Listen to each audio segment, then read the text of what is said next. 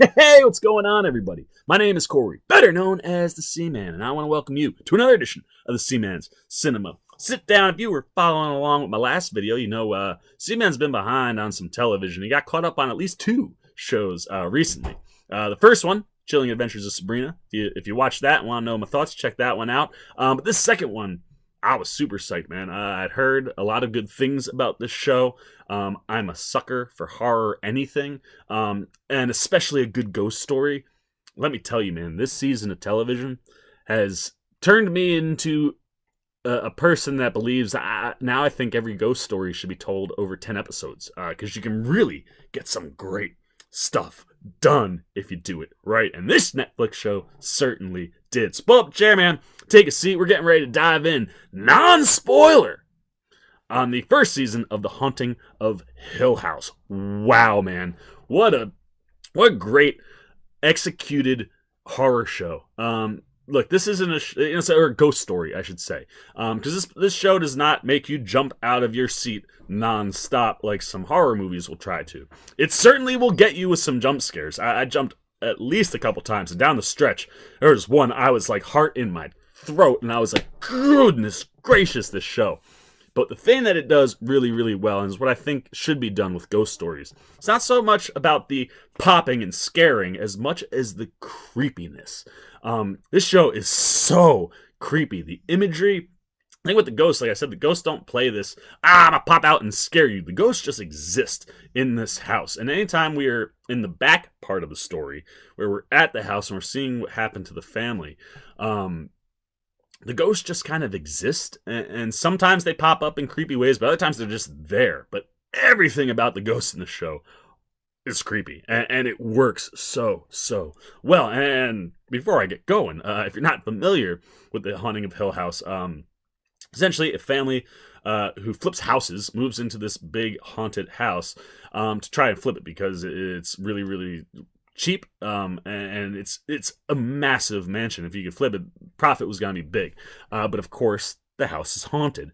So we spend a good amount of time jumping back and forth as we see how what happened at the house affects the adult versions of all the kids and even the adults.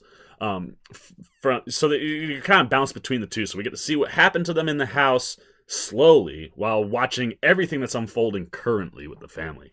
And I loved that concept. It was one of those things where early on in the show, you're just like, why do I keep seeing things but not seeing things, right? Like, you'll be in a moment where a character will see something and the camera won't show it to you. And early on in the show, that is super frustrating, because I was thinking in the mindset of a movie. In a movie, you got to show me everything. I got 90 minutes, maybe 2 hours in a horror movie. I got to get as many jumps and scares as I can. What's really cool, you don't have to do that in the course of 10 hours. And they do not show a lot. There are a lot of things they do not show, and I was getting so frustrated watching it because I was like, oh, this is so good, but I want a hint. I want to see what they're seeing. Be patient with the show. If you're someone like me who's a big horror junkie and you're used to getting this, be patient, because it pays off. And you will eventually get all your questions answered and get to see everything you want to see.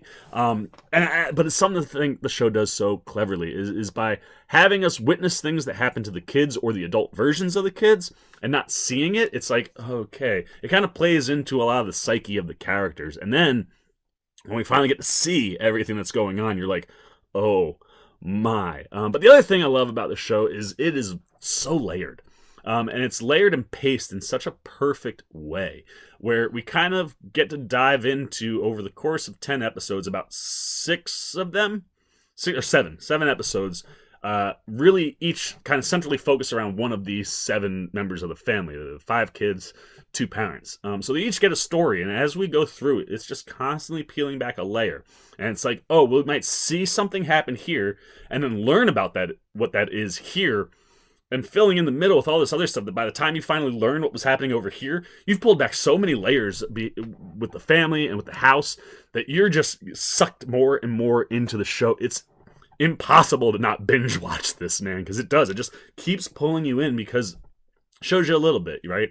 And the family start with like, we'll show you a little bit of Stephen Crane. Then we'll show you a little bit of like Olivia Crane or Shirley Crane or Luke Crane or mom or dad. We just get to see bits and pieces of the story from all their perspectives as far as the past goes.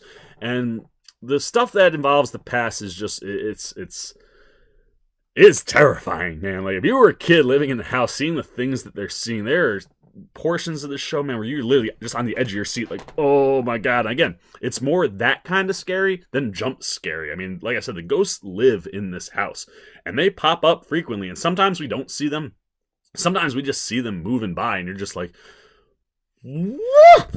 But the other thing I love is, you have this cast for the flashbacks of these kids and the younger versions of the parents, and it works so well. But the current story is just as interesting as the haunted house story. This family story is so interesting that you love eventually, once you get used to it and you know that they're not going to show you everything, and you start to get the sense that, oh, okay, we're going to build up and then maybe see everything. I hope you do. But it does. It just allows you to live in these two different stories that are just so interconnected to each other, and the way they tie in, the writing is just so good, man. And what's crazy is I got to the end of this and I went, did Netflix just make a ghost show that's like family friendly with like really good family lessons? There's a really intense family drama in the adult portion of this show that is just so well executed. You can sit back, and if you're not a horror fan, like, there are legit things you could take away from this show and be like, man, like moral lessons, and I was very impressed by that stuff. And that just allows the richness of the adult stories to really tie into what's going on at the house and the things that happen to this family. Oh god, man, you're just like, you're constantly just, your heart breaks for this family, and it's like, it's all tied to this stupid house. And it just works. I mean, you really do get sucked in and just love all of these characters. And the adult drama is real legit, man. It is a broken family that came from a house that not everyone wants to believe the things they saw as kids. And that allows the show to kind of pick at all those little scabs all the way through, where everybody gets messed with, and almost everybody has a breakdown at some point in the show. It's just really, really, really well written, well structured. It's paced wonderfully, and like I said, that back and forth between what happened at the houses that when they were kids to what's going on with them as adults now is just so eloquent. Then throw in the acting. I loved this cast so much. Michael Huisman, who plays Stephen Crane, wonderful. He's one of the first people we really get to see and kind of start in on. And things that Stephen did, he's a writer.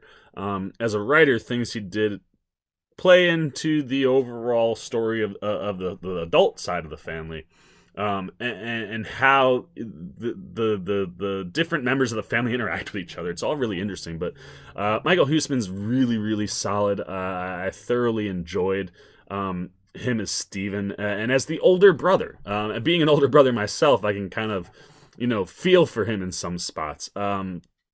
You have Elizabeth Reeser, who plays the sister Shirley Crane. Her story is fascinating, and she's very Elizabeth Reeser does such a good job of internalizing everything that's going on with her until she has to absolutely break. And actually, a lot of the folks in the show are really good at internalizing, because that's all this family does. They just internalize. Ain't nobody talking. But she plays a really, really good older sister. I like what her standpoint is and where she is, as a person, how that interacts. But I really enjoyed her performance. Oliver Jackson Cohen, who plays Luke Crane, he's the brother who went down the addiction road, and he plays a really, really wonderful addict. And I don't mean that like in the way in which, but like, he's a recovering addict, and the way that plays throughout the entire show. You're always second guessing things with his character specifically, and Oliver Jackson Cohen just delivers it so well. He plays a really, really good recovering addict, and I love that side of his story and how that plays into the child half of his story. That's the other thing. The child counterparts to all of our adult leads are phenomenal. And I just think all the adult leads are able to capture essences of the kids. And I loved Luke's story. you have his twin sister, Nell. They're the two youngest. Victoria Pedretti, who plays Nell Crane, phenomenal, man. She is a little off. I mean, they're all a little off, but she's a little bit more lucid and kind of like crazy at times, but also not. What they throw at her character, I thought Victoria Pedretti did a really, really good job of giving you these two versions of the character and the way in which she moves throughout it. Just really, really poignant stuff that comes from her character, and a lot of things that happened in the show centralized around her character, and the build of that character was really, really, really good. And then there is Kate Siegel, who plays Theodora Crane, or Theo. Wonderful. She has this thing with touch where she's always got gloves on, because if she makes contact, she can see things with that person, and that delivers some really interesting stuff from the child actor that plays Theo. And things that she does, and how that plays into the fact that she's a psychologist now, and how she can, figure things out because of this ability, and how she uses it. And she has, I think, one of the biggest breakout performances in the whole show. She has two breakdown scenes. The first one is just kind of herself, and you're just like, one, you're like, immediately I'm like, I want to know what you just saw, and two, you're just floored with the way in which she reacts. And when we finally learn about that situation, it's kind of where her second breakdown happens. And oh my gosh, man, talk about raw emotional delivery.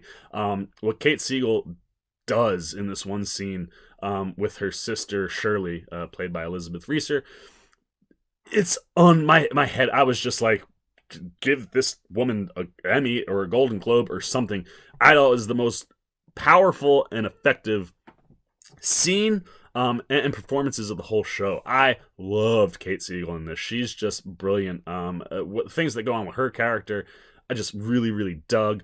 Then you've got Carla Gugino, who plays Olivia Crane, the mother, and something that has to do with her allows Carla to be the mother of the whole show, and she's really good too. Again, someone who one of the things that Steven is constantly kind of throwing out there is that mental illness is the reason that all these experiences happen and they weren't real, and it's a history of mental illness. And Carla Gugino really kind of makes you start to go, maybe Steve's on to something, man, because mom's a little crazy, and Carla's really, really good at doing that stuff. I loved her in this show. Then there are two folks who play the dad, Hugh Crane. Young Hugh Crane is played by Henry Thomas, and adult Hugh, or all grown up older Hugh Crane is played by Timothy Hutton, legend in the TV. He's so good. But I thought the casting of the two of them was brilliant. I really get vibes from Henry Thomas sometimes that he is a young Timothy Hutton. I just love their casting and the way in which they're able to play the same character but differently, right? Like, they have similar traits and personality things to them that are inherent for the character, but there's a major change to the character overall that make, Timothy Hutton's Hugh Crane and Henry Thomas's Hugh Crane very different, but very, very rich. All these characters so rich and just brought to life so well by the actors, including all of the youngsters. Lulu Wilson, who plays young Shirley, McKenna Grace, who plays young Theo, Paxton Singleton, who plays young Stephen, Julian Hillard, who plays young Luke, and Violet McGraw, who plays young Nell. Wonderful kid counterparts to their adults. They really are such strong, solid actors, all of them, and they all give really, really solid performances. And like I said, the past stuff, when we jump back to Hill House and see the stuff that was happening to the kids, creepy and terrifying sometimes, but also a lot of mystery. There's a door that they can't get into, and the mystery and the way that unfolds and plays out, I thought was fascinating. And overall, man, like I said, this whole show is it's so well structured and written. It's the perfect ghost story. I mean, like I said, the way it peels back the layers and gives us a little bit into each character, but that little bit into each character's backstory and current story just keep pushing this story along. And like I said, it's ultimately a really intense family drama you could learn and take a lot from. Like, I sat there, I was like, I never in my life would I be like, I'm gonna bring my whole family to go see a horror movie. I would watch this series with my family though, because it's a really The family bond is really strong, and then the creepy horror elements to it just are very, very effective. So, look, if you're a horror fan, you love ghost stories, go check out The Haunting on Hill House. God, it was just one of those things where it's like you get to the end of the season and it's very, very much a standalone kind of story. But I tell you what, I want to go back. Give me some of the. I would love to go back and see the Hill House original folks, the people who were the ghosts, and see how they became ghosts or what led to that. Just bring me back here, man. I just love this show so much. I want to spend all the time I can at Hill House. Not personally. I don't want to walk in there, man. That place is. Don't want to mess with Hill House, but I do dig the hell out of this show. But now it's your turn, man. I want to know what you're thinking. Hit them comments down below. If you've seen The Haunting on Hill House, what did you like? What did you dislike? Try to keep it spoiler-free or mark it. And if you haven't seen it, are you a horror fan? Are you interested in these types of things? Have I intrigued you in checking out Hill House? I certainly hope I have. Here's a Christmas gift from the Seaman just to you guys. Go watch The Haunting on Hill House, man. You'll be so happy you did. But let me know everything you're thinking down below. As always, if you enjoyed this video, please give me a thumbs up. And if you're new here, hit that subscribe and little bell so you get alerts every time I make a new video. For the Seaman's Cinema Sit Down, I'm the Seaman, and I'm signing off. Don't know what to do. Why don't you click on this video or this one here and hit the subscribe? Yeah, that's right.